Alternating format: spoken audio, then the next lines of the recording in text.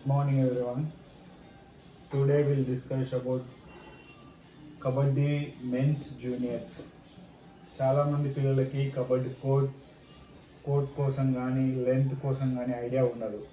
చిన్నవాళ్ళకే అని కాదు, పిల్లలకే అని కాదు, పెద్దవాళ్ళకు కూడా చాలామందికి తెలియవచ్చు, తెలియకపోవచ్చు. ఓకే, తెలిసిన వాళ్ళ కోసం నోవరి, తెలియని వాళ్ళ కోసం ఎవరికన్నా తెలియదు అనుకుంటే నేను చెప్పే వీడియో ఎంతో కొంత మీకు యూజ్గా ఉండడానికి ఈ నా ప్రయత్నం.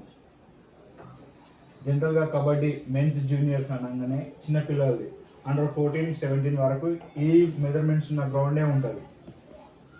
ఎక్కడ ఏ కాంపిటీషన్స్ పోయినా, మీన్స్ మండల్, డిస్ట్రిక్ట్స్ లెవెల్స్ ఎక్కడ ఆడినా ఈ మెజర్మెంట్సే ఉంటాయి men's జూనియర్స్కి.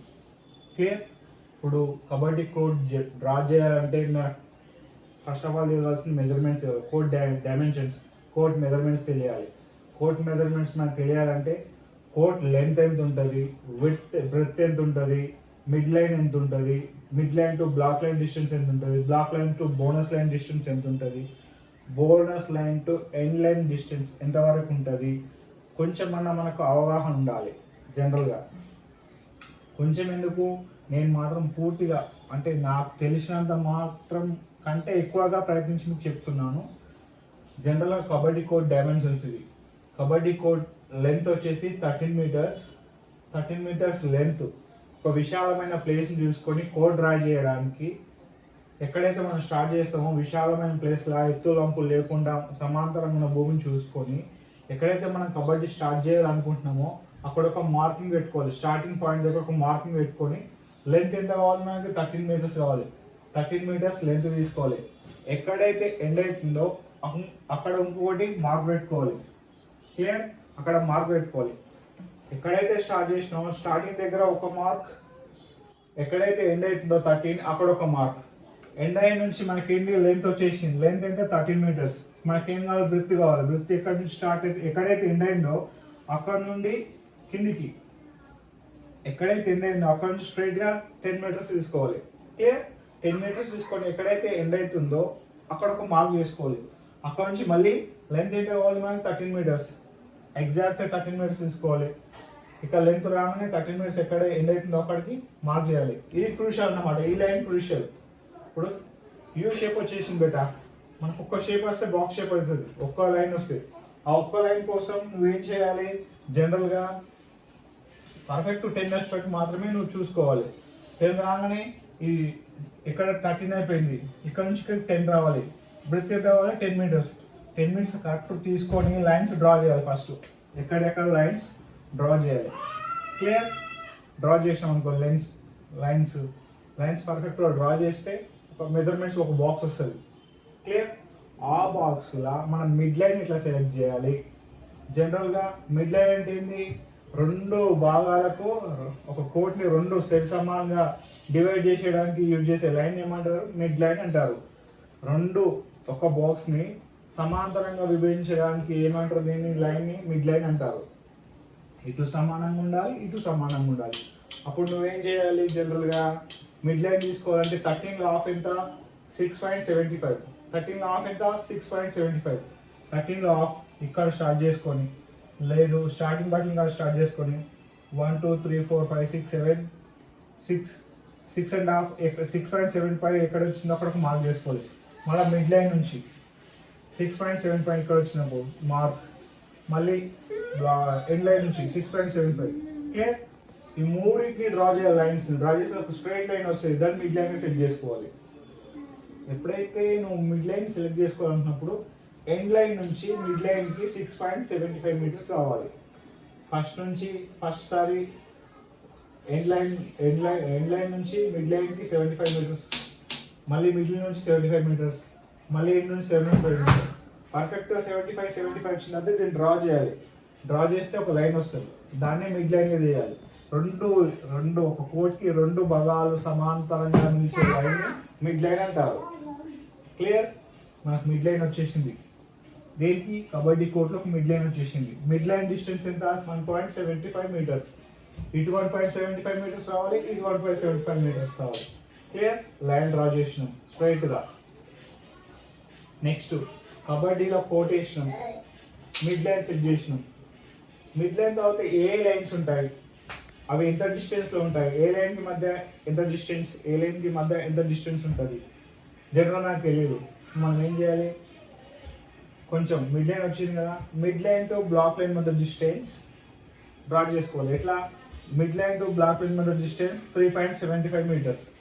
Clear, mid line to black line మధ్య distance, mid line to black line మధ్య డిస్టెన్స్ 3.75 meters. ఇది ఎట్లా సెట్ చేయాలి, జనరల్గా మిడ్ లైన్ నుంచి కార్నర్ బటన్ ఎండ్ లైన్ నుంచి 1 point ఇక్కడ నుంచి తీసుకోవాలి, 3.75 meters ఎక్కడ వస్తుందో అక్కడ ఒక మార్క్ చేయాలి. మళ్ళీ మిడ్ నుంచి చూసుకోవాలి, 3.75 ఎక్కడ వచ్చిందో అక్కడ మార్క్ చేయాలి. మళ్ళీ ఎండ్ నుంచి ఎక్కడైతే 75 meters వచ్చిందో 3.75 meters అక్కడ ఏం చేయాలి, ఖతం.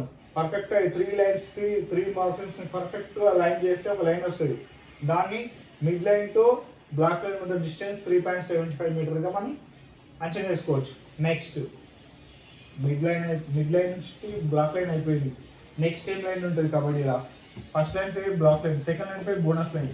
Bonus line to black line మధ్య డిస్టెన్స్ ఎంత, 1 meter. 1 meter ఎక్కడ నుంచి, సేమ్ ఎండ్ లైన్ నుంచి ఒకసారి తీసుకోవాలి 1 meter, మిడ్ లైన్ నుంచి ఒకసారి తీసుకోవాలి, ఎండ్ లైన్ నుంచి ఒకసారి తీసుకోవాలి. జనరల్గా ఇది అంటే ఓపెన్ ప్లేస్లో మనకు మెజర్మెంట్స్ ఏమి ఉండదు కాబట్టి లెంత్ వేసుకొని సెట్ చేసుకోవడానికి.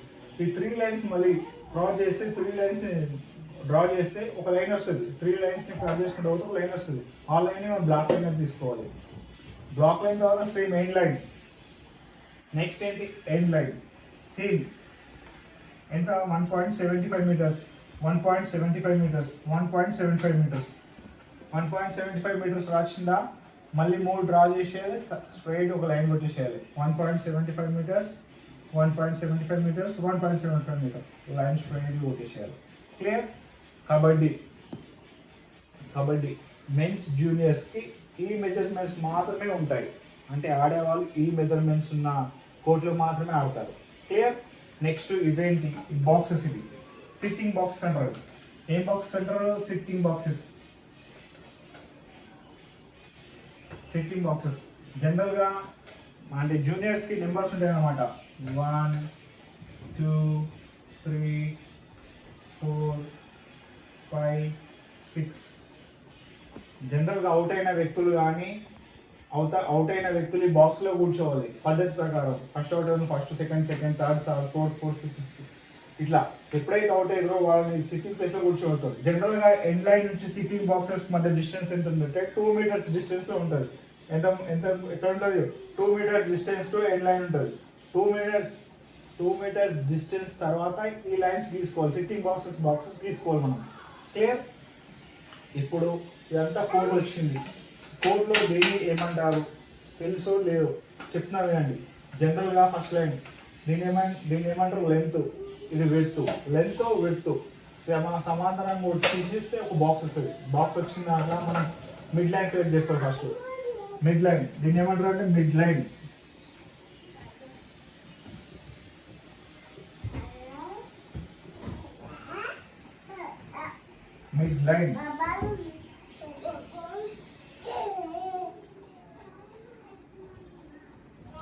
మిడ్ లైన్ అంటారు దీన్ని, mid line.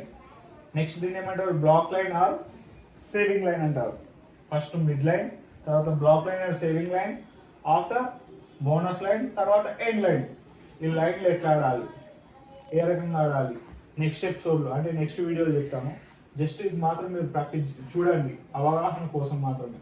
Sitting boxes draw చేసే పద్ధతి. నెక్స్ట్ ఇది లాబీ. 1 meter డిస్టెన్స్లో ఉంటుంది బెట. లాబీ 1 meter డిస్టెన్స్లో ఉంటుంది. లాబీ 1 meter డిస్టెన్స్లో ఉంటుంది. నెక్స్ట్ ఇప్పుడు మెన్స్ జూనియర్స్ చెప్పాను కదా, ఉమెన్స్ చెప్తాను నెక్స్ట్ ఇంట్రడక్షన్లో ఏం చెప్తాను, మెన్స్ చెప్తున్నాను. ఇప్పుడు నెక్స్ట్ ఇంట్రడక్షన్లో ఉమెన్స్ ఇంట్రడక్షన్ చెప్తాను. వాళ్ళ లెంతింగ్స్ ఎంత ఉంటాయి, వాళ్ళది ఎంత డైనోమీటర్ ఉంటుంది, లెంత్ బ్లాక్ లైన్ మధ్య బోనస్ లైన్కి డిస్టెన్స్ ఎంత ఉంటుంది, బోనస్ టు ఎండ్ లైన్కి ఎంత డిస్టెన్స్ ఉంటుంది, ఎంతమంది ప్లేయర్స్ ఆడతారు, టీమ్ ప్లేయర్స్ ఎంతమంది కావాలి, ప్లేయింగ్ ప్లేయర్స్ ఎంతమంది కావాలి, సబ్స్టిట్యూషన్ అంటే ఏంది, సబ్స్టిట్యూషన్ ఎప్పుడు తీసుకోవాలి, ఎప్పుడు సబ్స్టిట్యూషన్ తీసుకురావద్దు, ఎప్పుడు సబ్స్టిట్యూషన్ ఎట్లా తీసుకుంటారు. ఇంకా నెక్స్ట్ జూనియర్స్ వీటి కోసం ఎక్స్ప్లెయిన్ చేస్తాను. జస్ట్ ఈ తెలుసుకోవడానికి మీకు ఎంతో కొంత యూజ్ అయితే అనే నమ్మకం అయితే నాకు ఉంది. చాలామందికి దీనికోసం తెలియదు, అంటే జనరల్ అందరికీ తెలుసు, కబడ్డీ కోసం చాలామంది తెలుసు, ఆడుతారు, చూస్తారు, కానీ పర్ఫెక్ట్ మెజర్మెంట్స్ అనేది చాలామందికి తెలియవు. వాళ్ళ కోసమే నా ఈ ప్రయత్నం. చూడండి, అర్థం చేసుకోండి. ఆఫ్టర్ ఎక్కడైనా వెళ్ళినప్పుడు ఒక 10 మెంబర్స్ 15 మెంబర్స్ వెళ్ళినప్పుడు ఆడాలనే ఆలోచన వచ్చినప్పుడు మాత్రం ఈ మెజర్మెంట్స్ తప్పనిసరిగా పాటించండి. ఈ కబడ్డీని, క్రీడని ఎంజాయ్ చేయండి. నెక్స్ట్ ఎపిసోడ్లో వేరేది చెప్తాను. ఏది ప్లేయర్స్ ఎంతమంది, ఉమెన్స్ కోసం చెప్తాను. రైట్.